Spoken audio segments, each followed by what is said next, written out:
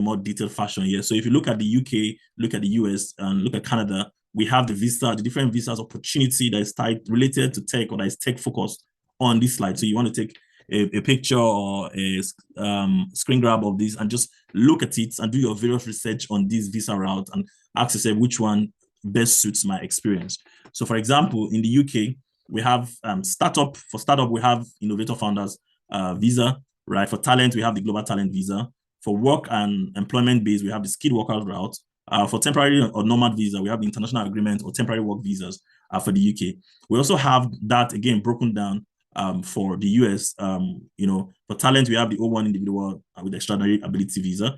For work, we have the EB1 and EB2 H1 visa for the US. For Canada, we have the startup visa for startup. We have the global talent stream for Canada. We have the temporary workers program for Canada also, and the Canada temporary permits. And these are various pathways that we can put you in front of a coach with, put you in front of a mentor, and expose you to the various resources that are in public domain, right? So again, we're not lawyers, we're not immigration lawyers. We have this platform and we have this connection and we have good success rates in doing this over the years. So we have enough information to be able to point you in the right direction, right? So, and also for French visa, we have the French, for startup, we have the French visa, tech visa for founders. So if you have a startup in Nigeria or in Kenya or in Ghana, and you want to move that to France, there's something called the French tech visa for founders.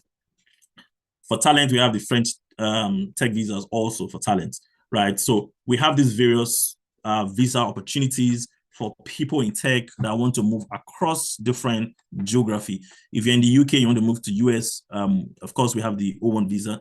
If you're in the UK, you want to move to Australia, we have the Australian Global Talent Visa, right, for Australian. And we have the Business Innovation and Investment Visa. So spend time, look through these visas opportunity, do your own research, all right? And before you come up with your questions and think, and we are always here to help clarify where you have bottleneck, where you have questions. We're here to clarify it for you. And this session, we're going to be clarifying information around global talent visa, right? We'll be talking extensively around global talent visa. Now, if you look at this sheet that this slide I'm just displaying, what is the common denominator? Why would the UK give you a visa? Why would Canada give you a talent visa? Why would the US give you a talent visa? Or why would Australia give you a talent visa?